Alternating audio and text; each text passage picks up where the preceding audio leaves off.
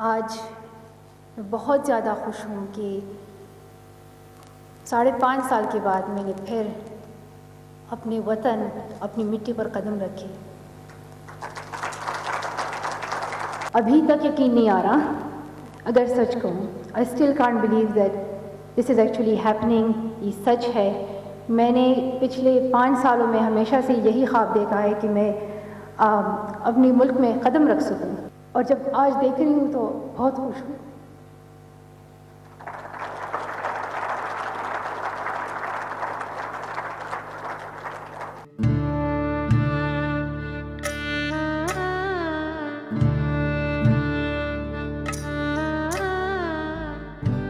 पाँच बছৰ 6 মাহ পাছত পাকিস্তানত মালালা চিনাকি মাটিৰ গুন্ধত উচপি উঠিল মালালা। এটা পুৰণি সপোন সফল হ'ল। 5 বছৰ 6 মাহৰ মূৰত চিনাকি জন্মভূমিলৈ উভতি আহিল মালালা ইউছুফজাই। সন্ত্ৰাসবাদীৰ গুলীয়েও তলাব নোৱাৰা, মৃত্যুৰ ভাবুকিও দমাব নোৱাৰা ছোৱালীজনী ভাগি পৰিল আবেগত। I still can't believe that this is actually happening। ये सच है। मैंने पिछले 5 सालों में हमेशा से यही ख्वाब देखा है कि मैं अपने मुल्क में कदम रख सकूं, और जब आज देख रही हूँ तो बहुत खुश हूँ।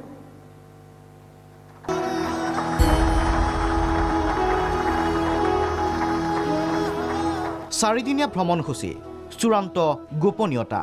বুধবাৰে নিশা ইছলামাবাদত নামিল মালালাৰ বিমান। পিতৃ-মাতৃৰ সৈতে ৰখা হৈছে গোপন স্থানত। বৃহস্পতিবাৰে ইছলামাবাদত সংবাদমেলত আবেগৰ ওচৰত আত্মসমৰ্পণ কৰিলে শান্তিৰ নোবেলজয়ীয়ে। 9 অক্টোবৰ 2012 মালালাৰ কিশোৰী শৰীৰ ৰক্তাক্ত কৰিছিল তালিবান সন্ত্ৰাসবাদীৰ গুলীয়ে। অপৰাধ কন্যা শিশুৰ শিক্ষাৰ অধিকাৰ দাবী। মালালা নমৰিল, বিদেশত চিকিৎসালয় উভতি আহিল মৃত্যুমুখৰ পৰা।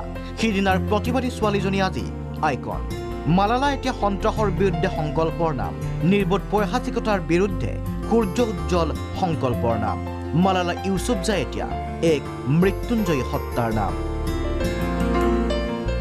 News desk, Prag news.